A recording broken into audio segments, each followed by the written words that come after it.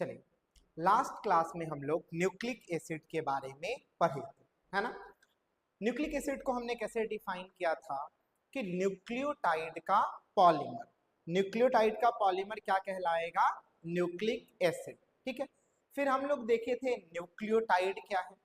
जब न्यूक्लियोसाइड एक फॉस्फेट से जुड़ा था तो न्यूक्लियोटाइड का फॉर्मेशन हुआ था। ओके, फिर न्यूक्लियोसाइड जब देखी उसमें क्या था, नाइट्रोजन बेस और पेंटोज सुगर, है ना। पेंटोज सुगर या तो राइबोज होगा या डीऑक्सी राइबोज होगा। अगर पेंटोज सुगर है राइबोज तो न्यूक्लिक एसिड होगा आरएनए, और अगर पेंटोज सुगर है डीऑक्सी राइबोज तो न्यूक्लिक एसिड होगा डीएनए। फिर हम लोग नाइट्रोजन बेस देखे कि दो तरह का था, प्यूरीन और पायरिमिडिन। प्यूरीन अगेन दो तरह का था, एडेनिन और ग्वानिन, और पायरिमिडिन दो तरह का था, पायरिमिडिन तीन तरह का था, साइटोसिन, यूरेसिल और थाइमिन। क्लियर है बात। फिर हम लोग स्ट्रक्चर देखे थे बेटा 1 by 1 करके, एडेनिन का, ग्वानिन का, साइटोसिन का, यूरेसिल का और थाइमिन। अब जो हम लोग का टाइप्स ऑफ न्यूक्लिक एसिड में हम लोग सबसे पहला टाइप पढ़ने जा रहे हैं वो है डीएनए, है ना। और डीएनए देखिए, डीएनए भी क्या है, एक तरह का न्यूक्लिक एसिड। तो ये किसका बना हुआ होगा, ये भी बना हुआ होगा न्यूक्लियोटाइड का। यहाँ जो न्यूक्लियोटाइड होगा उसको हम कह रहे होंगे डीऑक्सी राइबो न्यूक्लियोटाइड। क्लियर है बात, अरे हाँ या नहीं। अब डीएनए का हमको देखना है स्ट्रक्चर। तो डीएनए का जो स्ट्रक्चर है वो पहली बार वॉटसन एंड क्रिक साहब ने बताया कि जो अपना डीएनए है वो है डबल स्ट्रैंडेड। कैसा है, डबल स्ट्रैंडेड। और इन्होंने जो भी बताया डीएनए के स्ट्रक्चर के बारे में, दो और साइंटिस्ट थे जो सेम समय पे काम कर रहे थे, है ना।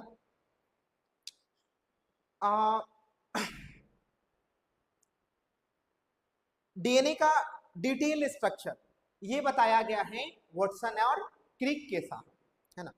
और ये जो भी इन्होंने बताया ये बेस्ड था फ्रैंकलिन और विलिकन्स के स्टडी के ऊपर। ठीक है, इसलिए एनसीईआरटी एक लाइन लिखी है कि double standard of DNA proposed by Watson and Crick based on the x ray crystallography of Wilkins and Franklin. ठीक है भाई, ओके। तो डीएनए का जो स्ट्रक्चर है वो कैसा है, डबल स्ट्रैंडेड।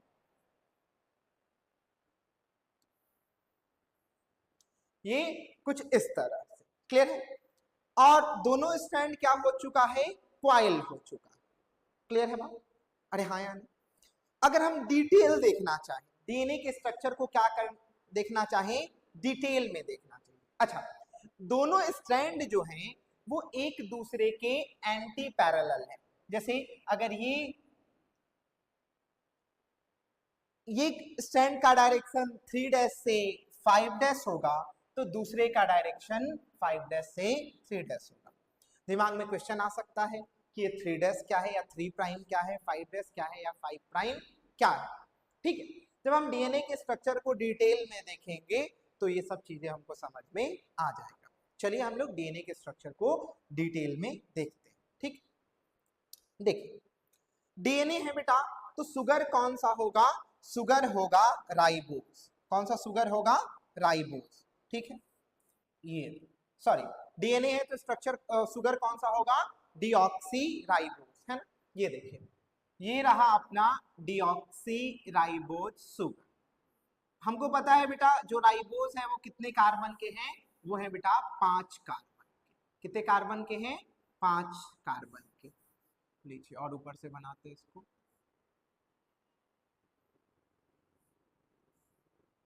ये रहा अपना राइबोज। ठीक, राइबोज जो है सेकेंड कार्बन पे भी H होगा, दोनों क्या होगा, H। OH के जगह पे भी क्या आएगा, H आएगा। ठीक, यहां पे क्या होगा, H और OH। फिफ्थ कार्बन जो होगा वो रिंग के बाहर होगा, CH2OH। ठीक, इसके यहां होगा OH, यहां आएगा फॉस्फेट। कौन आएगा, फॉस्फेट। ये रहा फॉस्फेट। ये एक OH, यहां से 1 मॉलिक्यूल ऑफ वाटर जो है वो क्या हो जाएगा, रिमूव हो जाएगा, और ये जो फॉस्फेट है वो डायरेक्टली किससे जुड़ जाएगा, इस कार्बन से, है ना। इसी को हम लोग बोलते हैं फॉस्फोएस्टर बॉन्ड। हम लोग इतना ना बना के सीधे क्या बना देते हैं, सिंपली हम लोग किस तरह से ये बना देते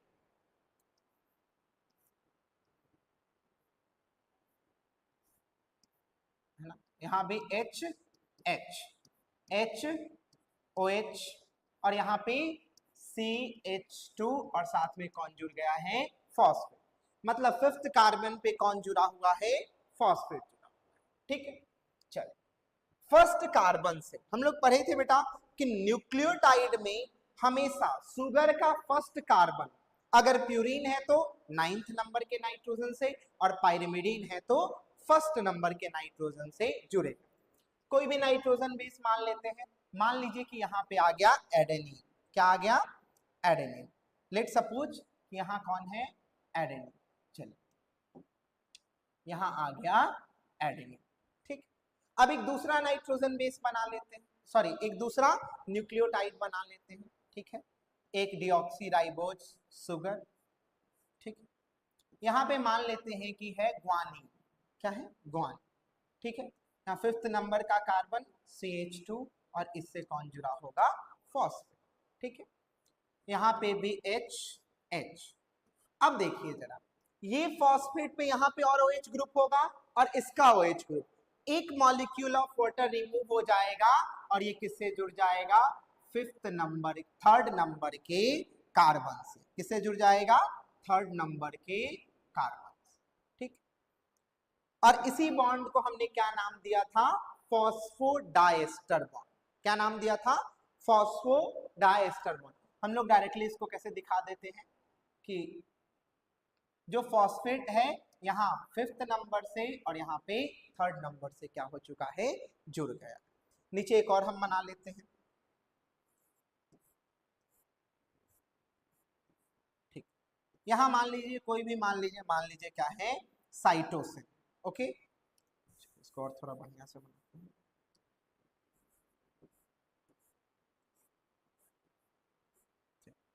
यहाँ पे साइटोसिन H और H है ना, यहाँ पे H और OH।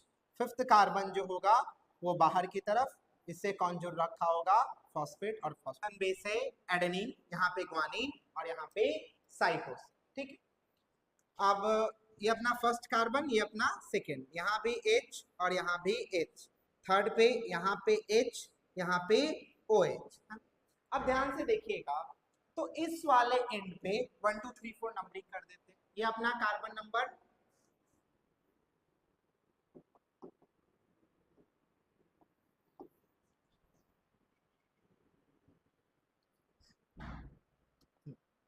ये हो गया अपना कार्बन नंबर 1, ये कार्बन नंबर 2, ये कार्बन नंबर 3, कार्बन नंबर 4 और कार्बन नंबर 5।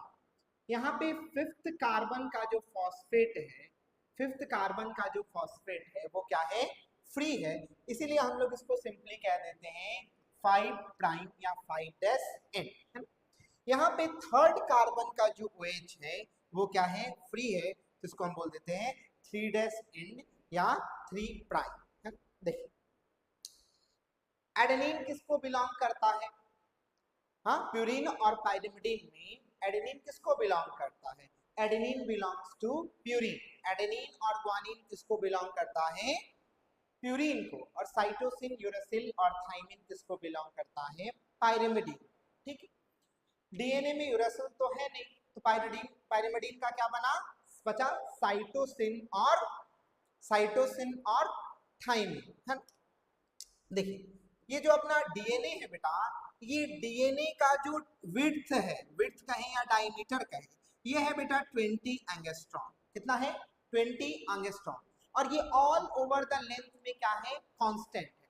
और ये कांस्टेंट तभी रहेगा जब हमेशा प्यूरिन के सामने कौन आए, पाइरिमिडीन।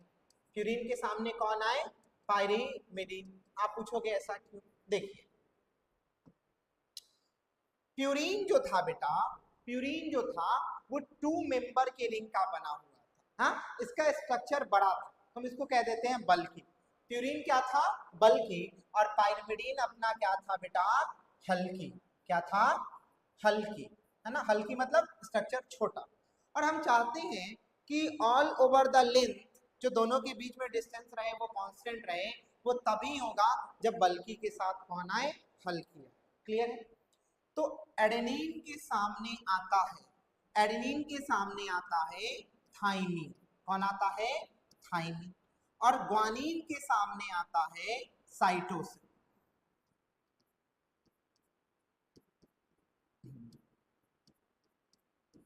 अब देखिए यहाँ पे चलिए, यहाँ अगर एडेनिन है तो सामने आएगा थाइमिन। एडेनिन बेस पेयर करता है, पेयरिंग करता है थाइमिन के साथ। अच्छा, इन दोनों के बीच में बॉन्ड कौन सा है? Hydrogen bond. जो ग्वानिन है, जो ग्वानिन है उसके सामने आएगा साइटोसिन, और साइटोसिन है तो क्या आएगा? ग्वानिन, है ना। आप एक चीज नोटिस किए होंगे, ये देखिए 3 डॉट जो साइन है वो होता है हाइड्रोजन बॉन्ड का। 3 डॉट बना है मतलब इन दोनों के बीच में क्या है? हाइड्रोजन, है ना।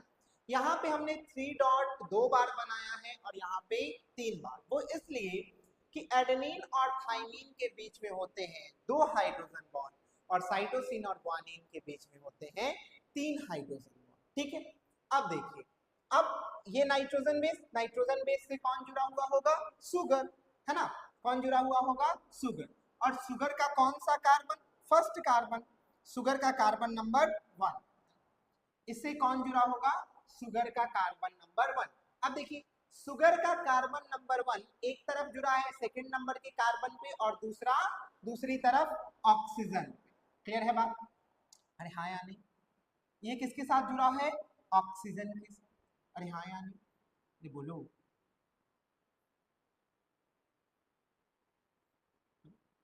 ये अपना कार्बन नंबर फर्स्ट। क्लियर है? तो ये कार्बन नंबर सेकंड, ये कार्बन नंबर थर्ड, ये कार्बन नंबर फोर्थ, और फोर्थ से कौन जुड़ा होगा? CH2OH। अरे हाँ यार, यहाँ पे H और यहाँ भी H, यहाँ H और OH। क्लियर है? अब देखिए इससे भी क्या जुड़ रखा होगा?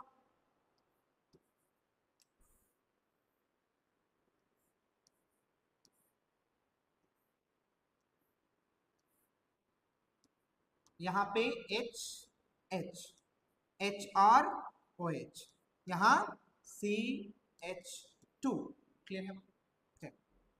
अब यहाँ पे एक जुड़ा होगा फॉस्फेट, और ये फॉस्फेट जाके जुड़ जाएगा थर्ड नंबर के कार्बन से। यहाँ पे भी जुड़ा होगा क्या? फॉस्फेट। क्लियर है बात? ये देखिए,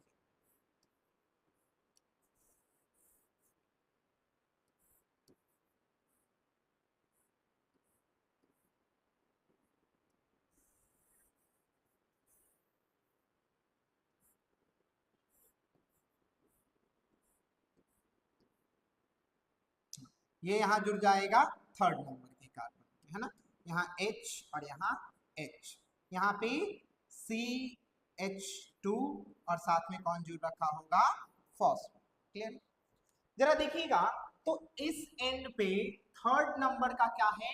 OH फ्री, और यहाँ पे फिफ्थ नंबर का फॉस्फेट क्या है? फ्री। क्लियर है? अब यहाँ देखिए, यहाँ जो पोलैरिटी है वो क्या है? 3 डैश से 5 डैश। ऊपर से नीचे की तरफ आइए तो यहाँ क्या है? 3 डैश से 5 डैश, और यहाँ ऊपर से नीचे आइएगा तो क्या है? 5 डैश से 3 डैश, है ना। 5 डैश से 3 डैश अगर आपको यहाँ पे जाना है तो आपको ऊपर से नीचे की तरफ आना हो। क्लियर है बात? ये बोलो। यहाँ जब आप ऊपर से नीचे आइएगा या 3 डैश से 5 डैश का डायरेक्शन देखिएगा तो एरो कुछ इस तरह से बनेगा, और यहाँ 3 डैश से 5 डैश एरो क्या बनेगा? नीचे की तरफ बनेगा, है ना।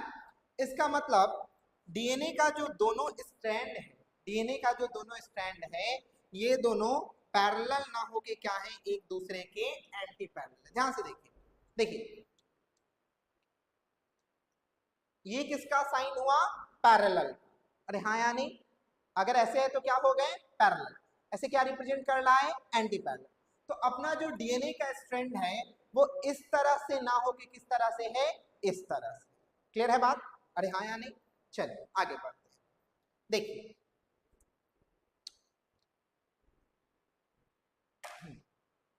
ये जो अपना डायमीटर है बेटा, ये जो अपना क्या है डायमीटर, ये कितना है, ये है 20 एंगस्ट्रॉम। कितना है? 20 एंगस्ट्रॉम। डीएनए का जो विड्थ है दोनों स्ट्रैंड, ठीक है। ये जो अपना बॉन्ड है, ये जो अपना बॉन्ड है, ये क्या है अपना हाइड्रोजन बॉन्ड। क्या है? Hydrogen bond.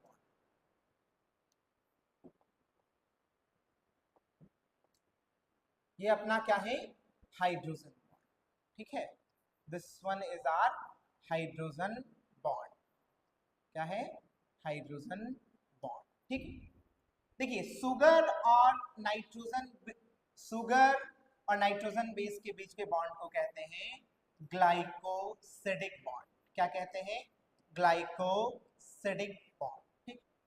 दो बेस पेयर के बीच का जो डिस्टेंस है वो है 3.4 एंगस्ट्रॉम। कितना है? 3.4 एंगस्ट्रॉम। अगर नैनोमीटर में देखना चाहिए तो कितना हो जाएगा? 0.34 नैनोमीटर। क्लियर है? हमको पता है बेटा कि एक नैनोमीटर के अंदर कितने एंगस्ट्रॉम होते हैं? 10 एंगस्ट्रॉम होता है। क्लियर है बात? चलिए और आगे देखते हैं। ये जो ये कार्बन और फॉस्फेट के बीच का जो बॉन्ड था इसका नाम था बेटा फॉस्फोएस्टर बॉन्ड। क्या था? Phosphoester bond. क्या था? फॉस्फोएस्टर बॉन्ड, है ना? ये जो बॉन्ड दो न्यूक्लियोटाइड को आपस में जोड़ रहे थे, इस बॉन्ड का नाम था फॉस्फोडाइएस्टर बॉन्ड।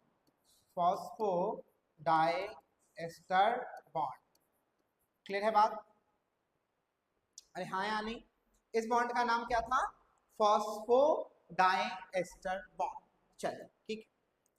अब एक चीज दे रखा है एनसीईआरटी में, वन पिच। देखिए वन पिच कहने का मतलब क्या है ना? वन पिच कहने का क्या मतलब है? आप ध्यान से देखिए, आप लोग वेव फिजिक्स में आप लोग पढ़ते हैं, हाँ? जैसे कुछ इस तरह का बनाते हैं। क्लियर है भाई? जो यहाँ का पार्टिकल होता है, अरे हाँ या नहीं, और यहाँ का पार्टिकल, ये दोनों सेम डायरेक्शन में मूव कर रहे होते हैं। क्लियर है भाई? हाँ, तो आप इसको ऐसे समझिए कि फ्रॉम हेयर टू हेयर, इसको हम बोलते हैं बेटा वन पिच, है ना? मतलब देखिएगा, ध्यान समझिएगा, ये इस तरह से चला और घूम के पूरा आया इस तरह। ध्यान से देखिए, यहां से चला इस तरह, सॉरी, यहां से चला घूम के फिर से कहा आया? यही पे। ये पूरा क्या हो गया? वो एक पिच। क्लियर है बात? पूरा का पूरा एक टर्न को हम क्या बोल रहे हैं? एक पिच बोल रहे हैं। क्लियर है बात? और इस एक पिच के बीच का जो डिफरेंस होता है वो एक पिच में जो डिस्टेंस कवर्ड होता है वो होता है 34 एंगस्ट्रॉम या 3.4, 34 एंगस्ट्रॉम या 3.4 नैनोमीटर। ठीक है भाई? अच्छा, हमको पता था कि दो बेस पेयर के बीच का डिस्टेंस क्या है? 0.34 नैनोमीटर या 3.4 एंगस्ट्रॉम। इसका मतलब एक पिच के अंदर कितना नाइट्रोजन बेस प्रेजेंट होगा? 10 नाइट्रोजन बेस होगा। ठीक है भाई?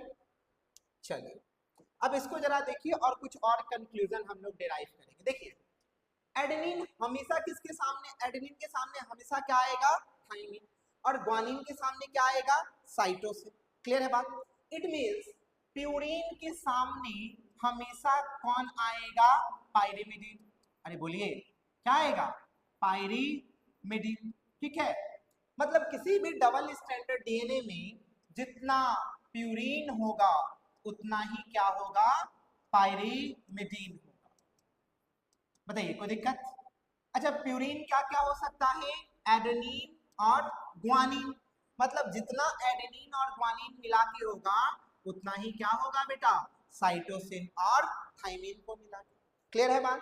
अरे बोलिए, अगर एडेनिन है X क्या है, एडेनिन है X, तो थाइमीन भी क्या होगा, X। क्लियर है। अगर ग्वानीन है Y, तो साइटोसिन भी क्या होगा, Y। मतलब X plus Y upon X plus Y का वैल्यू क्या आ जाएगा, 1।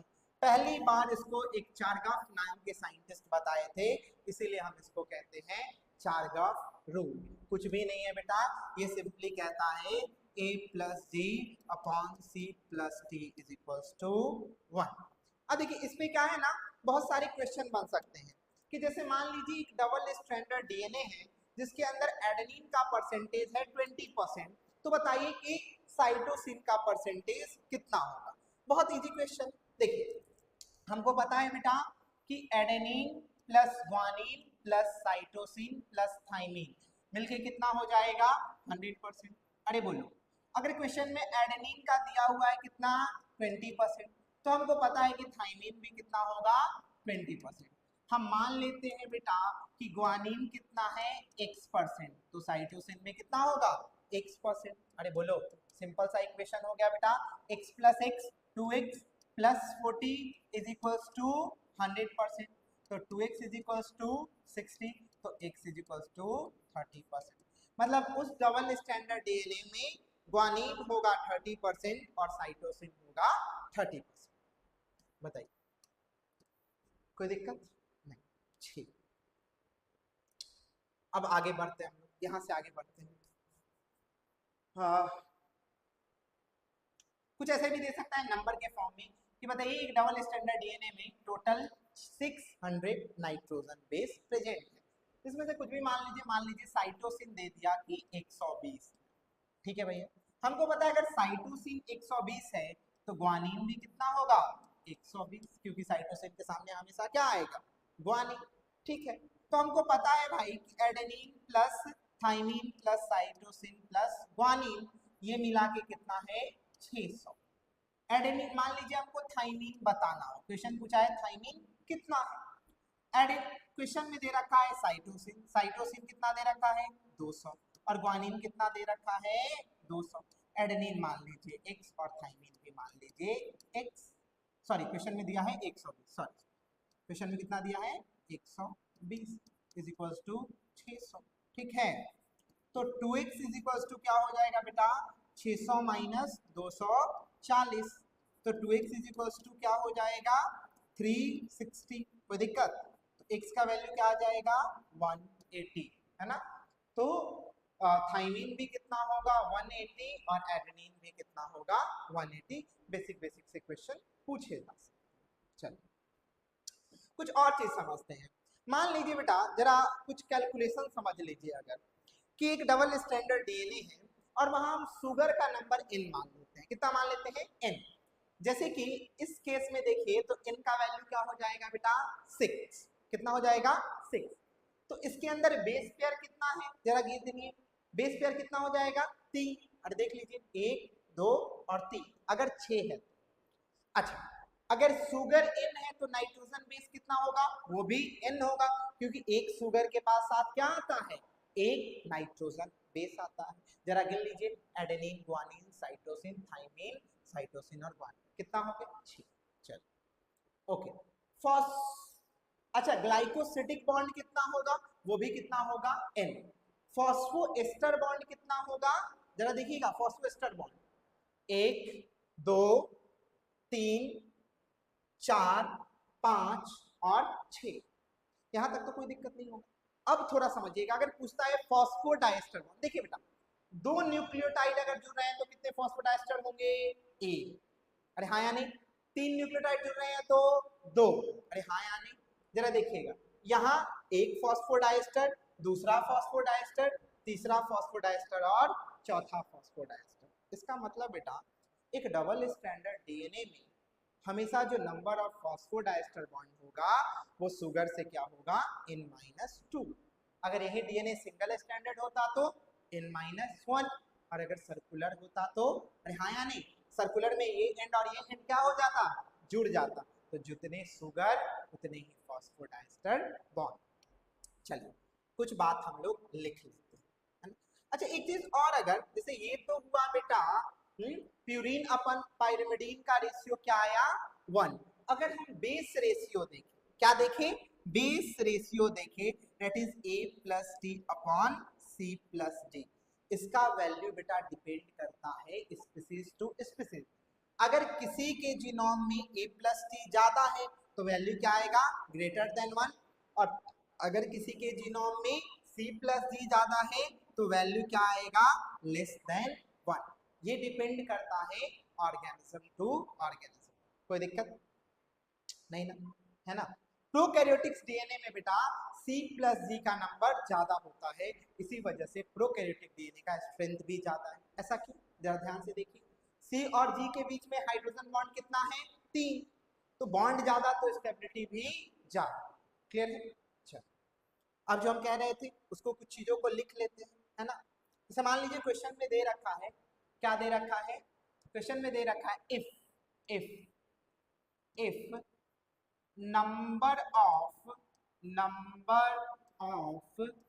sugar number of sugar in in in a double standard DNA, in a double standard नहीं बेटा, stranded if number of sugar in a double stranded DNA is n, क्या है n, then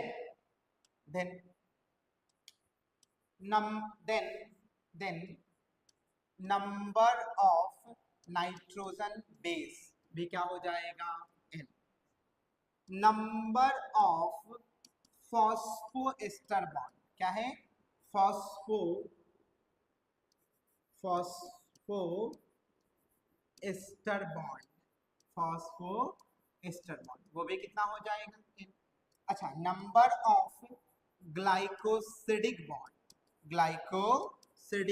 ये भी कितना हो जाएगा, n। अच्छा, नंबर ऑफ बेस पेयर क्या है, बेस पेयर ये क्या हो जाएगा, n/2। और मोस्ट इंपॉर्टेंट, सबसे इंपॉर्टेंट, नंबर ऑफ फॉस्फोडाइएस्टर ये कितना हो जाएगा बेटा, n-2। तो इतना बात जो है वो आपको क्या रखना है, ध्यान रखना है। डीएनए के स्ट्रक्चर, है ना, डीएनए का दोनों स्ट्रैंड जो है वो एक दूसरे का क्या है, एंटी पैरेलल। ठीक है, फिर आज का क्लास यहीं तक रखते हैं हम लोग। ठीक, थैंक यू वेरी मच।